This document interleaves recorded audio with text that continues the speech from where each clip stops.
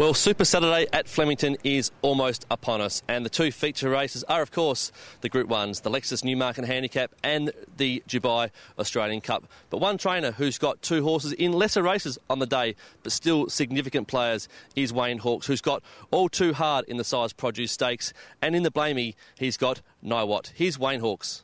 Wayne, All Too Hard, second start for you. Is the excitement level still as high as start number one? Yeah, probably. I mean, obviously, the bar's lifted a bit because he can really only do one more thing now, and that's win a Group 1 race, because he's already won a black type race, and there's only one more level he can really get to. So, be quite... it's not a Group 1 on Saturday, but it's certainly the next step towards that.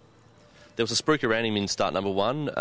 It's probably died down a little bit, given that the race on Saturday is a stronger race and it's a size produce, so he's meeting a strong field.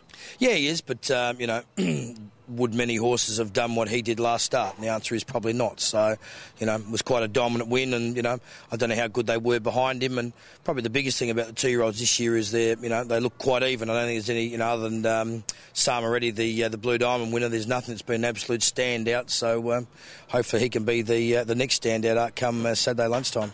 How has he progressed? Yeah, he's really good. He's a lovely, relaxed horse with a great nature and a great attitude, and it helps a lot with the two-year-olds when they're relaxed and they're quiet and they do it all for you. But bloke that knows something about two-year-olds, John Hawkes, he holds the record for training the most amount of two-year-olds in one season. Said to me many, many years ago, don't judge a two-year-old by its first start, judge it by its second race start.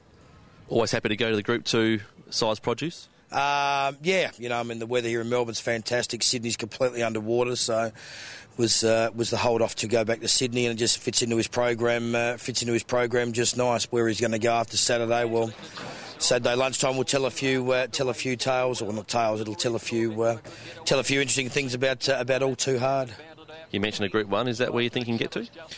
I think he can, yeah. I know he can, but you got to get there yet. There's lots of things that stand in your way, but he's certainly got the ability of a Group 1 horse, and got plenty to judge him up against and things like that, and in previous history, and he's definitely a Group 1 horse.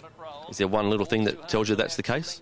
No, not really. Not really. It's, some people like to trial him and see how fast they go and things like that, but, we've always had a high opinion of him, and he doesn't get treated any different to the next slow horse in the box next to him. It's everything's exactly the same, but he's just done everything right. He's been a complete natural, and it's not his pedigree that you're looking at either, because you've got to train the horses as individuals. His cost price, his pedigree really is irrelevant at the moment from our point of view. Everyone else is putting the hype on him, but he's just another normal horse to us that we're trying to win a nice race with. And Niwot in the Blamey on Saturday.